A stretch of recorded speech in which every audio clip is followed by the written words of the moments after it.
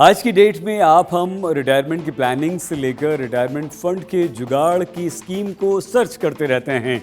हर कोई चाहता है कि फंड के तौर पर करीब 2 करोड़ रुपए हो जाएं तो मज़ा आ जाए। 2 करोड़ तो कम से कम होने चाहिए। तो आज हम आपको एक ऐसा ही फॉर्मूला, स्कीम, प्लान इस हमारी खबर में समझाएंगे कि आप कैसे अपनी रिटायरमेंट की टेंशन को पेंशन में बदल सकते हैं। नमस्कार, आप देख रहे हैं मनी मंत्रा और आपके साथ मैं हूं सईद अंसारी। एक घर आपके पास है, दूसरे घर का सपना हर कोई नहीं देखता, लेकिन सोचता जरूर है कि निवेश के हिसाब से या फिर परिवार की आगे की ज़रूरतों में दूसरा घर काम आ जाएगा, खरीद लेते हैं। तो सबसे पहले आपको समय रहते एक दूसरा घर प्लान करना है। लेकिन आपके मन में अब ये सवाल आएगा कि हम भाई दूसरा घर खरीदें कैसे? दूसरा घर खरीदने का फैसला तब आप लीजिए जब सारा खर्च निकालकर सैलरी का 20% आप बचा रहे हो। अब एग्जाम्पल के तौर पर इसे इस तरह से समझिए कि मान लीजिए आपकी सैलरी 1 लाख रुपए, 20,000 रुपए अगर हर महीने आप बचा पा रहे हो तभी घर खरीदने के बारे में सोचें दूसरा घर। इसके अलावा अगर आपके पास पहले से बचत की हुई कुछ राशि, कुछ पैसे जमा हैं तो उसे आप डाउन पेमेंट में इस्तेमाल कर सकते हैं। अगर आपने कोई एफडी बना रखी है पुरानी तो उसका इस्तेमाल भी घर खरीदने में आप कर सकते हैं। कोशिश आप ये कीजिए कि घर का जो दाम हो, कीमत हो, मैक्सिमम वो शुरू में उसको आप पेमेंट कर दें। लोन जितना कम लेंगे उतना बढ़िया रहेगा। अगर ज़मीन आपको मिल रही है तो सबसे बेहतर रिटायरमेंट के लिए निवेश का जो ऑप्शन है वो ज़मीन है। लेकिन ज़मीन खरीदने के लिए एक मुश्त राशि की आपको ज़रूरत होगी, जिसके लिए आप एफडी समेत दूसरी सेविंग्स का इस्तेमाल कर सकते हैं, क्योंकि फ्लैट के मुकाबले ज़मीन की कीमत बहुत तेज़ी से बढ़ती है। और इतना ही नहीं, ज़मीन का एक टुकड़ा आप 10 से 30 लाख रुपए तक में खरीद सकते हैं, लेकिन फ्लैट खरीदने के लिए कम से कम आपको 50 लाख रुपए की ज़रूरत होगी, क्योंकि इससे कम कीमत में अच्छी जगह में फ्लैट मिलने की आपको संभावना कम होती है। भले ही छोटे शहरों में 20 से 30 लाख रुपए में आपको फ्लैट मिल जाएगा, लेकिन अगर निवेश की दृष्टि से आप फ्लैट खरीद रहे हैं तो कोशिश ये आपकी होनी चाहिए कि फ्लैट उस इलाके में हो जहां आसानी से वो किराए पर लग जाए, चढ़ जाए, या फिर जब आप चाहें उसे बेच सकें, आपको तकलीफ ना हो। साथ ही उस इलाके में प्रॉपर्टी के दाम कम से कम 5 से 7 साल में दोगुने हो जाएं।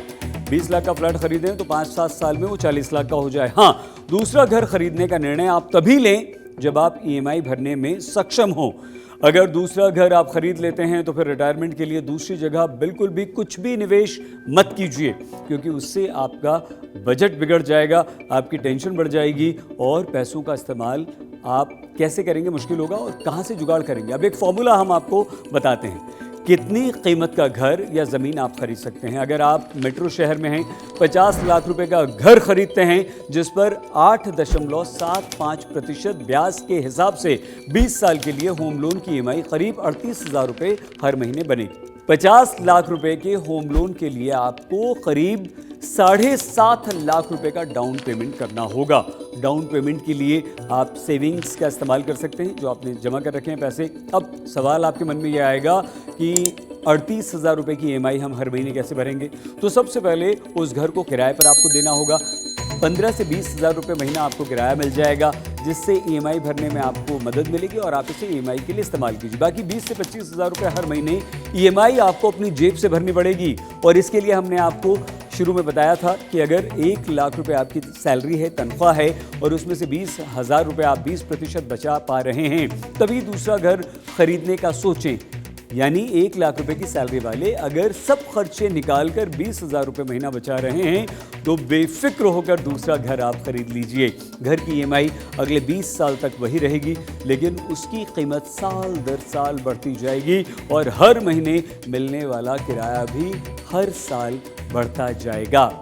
मतलब ये हुआ कि साल दर साल ईएमआई का बोझ आप पर कम हो जाएगा और हर साल सैलरी में भी आपकी बढ़ोतरी होगी, जिससे आप आसानी से दूसरे घर की ईएमआई चुका सकते हैं। तो आइए अब हम आपको बताएं कि अगर अभी 50 लाख रुपए में आप घर खरीदते हैं तो 20 साल के बाद उसकी कीमत कितनी होगी।